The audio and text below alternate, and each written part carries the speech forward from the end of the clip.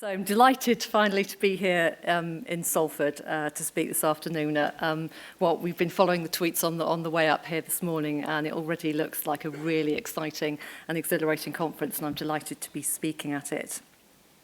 As Jess said, many thanks for her generous introduction. My name's Valerie Johnson, and I'm Interim Director of Research and Collections at the National Archives. I'm sure most of you don't need an introduction to the National Archives, but for those of you who don't know, the National Archives is the UK government's official archive, and it's also an independent research organisation. And it is research which forms the focus and the main theme of what I'm going to talk about today. In January of this year, Chief Executive and Keeper of the National Archives, Jeff James, who you'll hear speaking tomorrow, announced a new structure and strategic priorities and goals for the next 4 years for the organisation. Our priorities focus on key audiences, and one of those audiences is the academic audience. We've worked with academics and universities in the past at the National Archives, but it's not been as well coordinated as we would have liked, and it has never been a priority for the organisation. This time, for the first time, it is. Jeff has created a new directorate, a Directorate of Research and Collections, and I've been lucky enough to be appointed to be the interim director of that. So this is, for us, therefore, a moment of genuine transformation, a really exciting opportunity to become an organisation with an embedded research culture that supports research, but also does research itself. With this new directorate, our aim is to develop our strong links with the academic sector and other archives and libraries, and set ourselves clear research priorities centred on the challenges that we face. Our staff are engaged in collaborative projects on the cutting edge of physical and digital record preservation, historical research, and also increasingly data science. But we believe that we can and should do more. Over the next 4 years, we want to reinvigorate our approach. We will invest in our capacity and skills. We want to reinforce our Kew site as a recognised hub for archival research. We want to pursue new partnerships and collaborations and ensure that in every serious discussion about researching and solving the toughest problems facing the archives and information sector, we are part of that conversation. And to that end, please do come along to the breakfast briefing tomorrow morning to find out more about our new strategic plans. And Jeff, who I mentioned earlier, will be chairing that.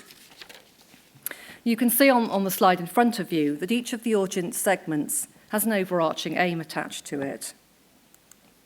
And this is the one that was articulated for the academic audience. As you can see, the Research Directorate's aim is to advance knowledge through exemplary academic liaison and outstanding interdisciplinary research. Attached to that overarching aim is a set of goals. So why is research so important? Why should an archive be doing research?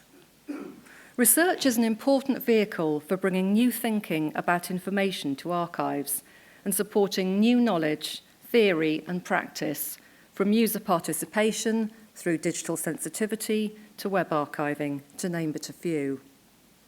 But why should research come to prominence at this particular time? Why is it important? In particular, why is it important now? The answer is, in my view, it is important because the world for users and providers of archive services is changing very quickly and fundamentally.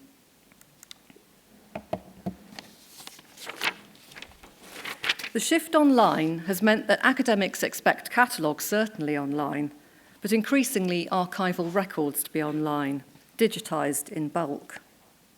For them, this means they have at their disposal vast quantities of evidence, huge amounts of digitised and digital records, more than would be conceivable in the paper world. As digital selection proves a challenge, more records will inevitably be kept.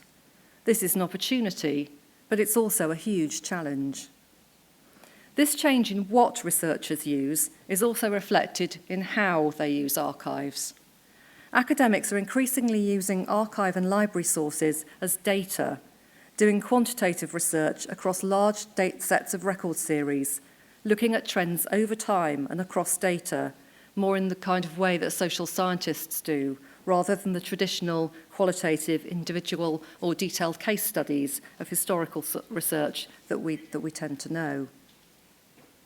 This has implications for what archives and libraries offer, as academics and researchers ask new questions and seek new tools to discover, interrogate and mine these data sets for rich seams of gold. This would all be very good, but there is a problem. Search is now hugely important, and the key thing is how to find what you want. Unfortunately, the development of the desired tools is not keeping pace with demand. In addition, new types of presentation and manipulation, for example, visualization, are becoming more common. So how should archives respond? Because it's not just academics whose world is changing. Archives face the same challenges. If I was asked to sum up the challenges facing archives and libraries, in my opinion, they can be summed up in just one word, and that word is digital, the theme of this conference. I'm not going to talk through the whole of this slide, but you can see, you'll be quicker at reading it than I can spell it out, that there is a growing shift to digital. And again, from the statistics you can see in front of you, you can see the enormous numbers that in here around digital usage.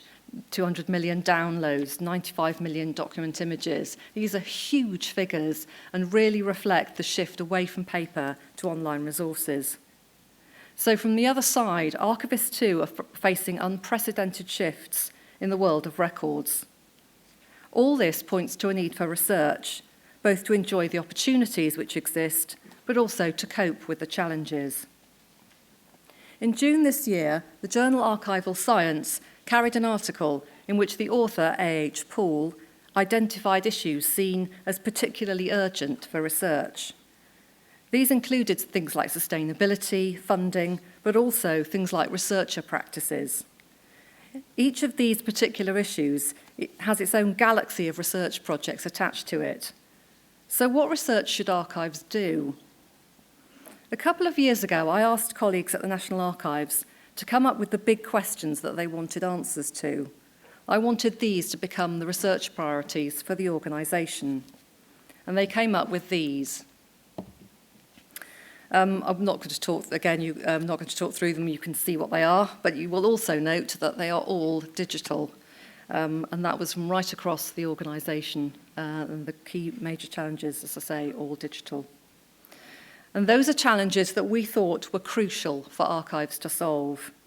And one of the key points I want to stress today regarding the importance of archival research in archives is that archival institutions and libraries are the best places to lead and partner this research because they know the most about the challenges and are most motivated to find solutions that work. And in this pioneering digital space, where archives are at the cutting edge of knowledge, practice and research are coming together as never before. I'd like then now to give you a couple of examples. To take one of the challenges that I've just shown you on the slide, what is a record? The shift to digital has caused many challenges to the concept of a record, and there has been much conceptual and theoretical work done, or written, if you like, on this. But archives in many places cannot wait for theory to be developed. For example, the National Archives had to decide if things like text messages and government blogs and even tweets, we've been watching the tweets this morning, and are they records? Very interesting concept. But we all know that if we wait for theory to catch up, much data and information will be lost. So the National Archives is working to capture web pages in the UK Government Web Archive and is also trialling the capture of other forms of data, including social media such as tweets. In the same way, we are having to deal with the ingest of digital records. We know that government departments are planning to transfer digital records in increasing quantities to the National Archives. As you can see from the slide, these are going to be increasing hugely. The digital records too will be complex, some hybrid paper and digital, some mixed format, including, for example, formats such as video. and some all digital. So the National Archives is piloting case studies of a few of these complex scenarios, taking in digital records and solving problems, undertaking research, so that when the tidal wave of digital records hits us, we will be prepared. And there will be a tidal wave. The Information Management Director at NUIC stated last month that the volume of data created, sent and stored is increasing at more than 40% each year, doubling every 2 years. He also said that around 80% of all that data is unstructured, human-generated information such as email and documents on file shares. And this is another significant challenge, that of scale. In the 2 cases I've just mentioned, web and social media and digital record transfer, the National Archives has been doing this research work itself. But we are also partnering research with universities and with others. We know, for example, that digital sensitivity review is going to be a major challenge for the archival world. We know, as archivists, how to select and appraise in a paper world, Hopefully we have better organised systems than these, but we know that when we move to digital records, it will be much harder. It's impossible to look through records in the same way because, put simply, the volume is too great and the data is often unstructured and dispersed. This might look smaller physically, but appearances can be deceptive. You can have the piece on the left-hand side, that amount of information squashed in a very unobtrusive looking device, and it's the same amount of information, but because it's not visible, it's very easy to overlook. And I think that's also part of this challenge, is the invisibility of the scale. So we are working with university partners to see if we can develop automated algorithms to help identify sensitive material, which will assist appraisal and sensitivity review.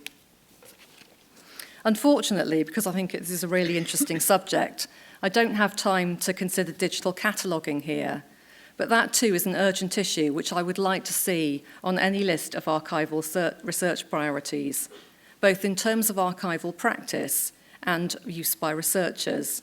And I was really interested to see, those of you who follow the archives NRA data list, that somebody only yesterday, put up a request for some digital cataloguing guidelines. So it's obviously something that's seen as a need by the wider community.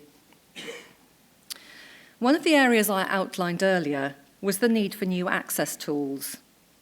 As volume increases and appraisal becomes more of a challenge, the urgency of new effective search and discovery systems becomes ever more pressing. In December 2013, the National Archives applied for funding from the AHRC, the Arts and Humanities Research Council, call for big data, and was fortunate enough to win a funding bid for the following research project. The project, called Traces Through Time, investigated the development of methods to identify and link individuals across a range of data sets, looking particularly at poor data, such as spelling variation or mistakes, which occur in all records, and archivists will be particularly aware of this. The research is trying to determine mathematical confidence measures to calculate the probability that different occurrences of individuals in the records are actually the same person, and whether different approaches are needed for data from different historical periods or for different types of records. The implications of this are really exciting, potentially enabling the robust identification of individuals and unearthing new instances across data sets, transforming the potential for new micro and macro levels of research, and enabling historical data to be explored in ways that were unimaginable when the records were created. Importantly, there's huge potential for wider application with this particular piece of work, particularly in the fields of data protection and also in information security and assurance. Again, this is why I'd like to stress how important it is that archival institutions become involved in research. If we can robustly link data sets, we can use this information, for example, to check data sets against, for example, death registers to find out if someone has died, and therefore both open records that should not be kept closed and keep closed records that should not be opened. I cannot finish without mentioning research with invisible outcomes, and since it's invisible, there's no slide. The new discipline of heritage science can offer benefits to archival institutions, which it's very easy to overlook. The National Archives is currently in the middle of another kind of digital research collaboration, this time with industry. We are undertaking a 2-year knowledge transfer project with industry partner, the IMC Group. The aim of the project is to develop specialised software for risk-based assessment of environmental conditions in the storage of cultural heritage. The project will develop current tools further so that interpretation, visualisation and evaluation of storage environment data can lead to effective adjustments in environmental conditions and thus improvement of preservation environments, reductions in energy use and a performance benchmark, get my pages right, by comparing like with like institutions. It's an example of research translating directly into technical developments and products. So these are all areas where I feel that research is urgent and supports the core role of archives to select, preserve and maintain the record and to make it accessible. This conference is all about collaboration. And my final point about digital is that digital is really interesting in that it has a vital role to play in unlocking doors to collaboration, opening up connections that enable joint working. For example, digital is a key, as it says on the slide, to breaking down geographical dependencies. The internet and web enable global connections that would have been impossible in the analogue world, and that's really exciting. It also encourages interdisciplinarity. For example, there have been some really amazing projects using ship's logs from centuries ago to investigate changing weather conditions to inform current research on climate change. And finally, digital is really key to democratising participation. And many of you from archive offices will be aware of new waves of volunteers creating what we might call citizen humanists to rival citizen scientists. We share joint research challenges. If we can share and partner research, we are more likely to find solutions. So how do we take that forward together? I would like to see the archive community creating communities of expert practice and knowledge sharing and networks of collaborative research with academics and with others. And this is what this conference is all about. Finally, I want to reiterate the importance of research. There is a phrase, innovate or die. Research is our means of innovation, and if we don't innovate, we risk becoming the archival equivalent of this item from the National Archives collection. And for those of you who don't know what it is, haven't guessed yet, it's a mummified rat. So thank you very much, and I'd be delighted to take any questions. Thank you.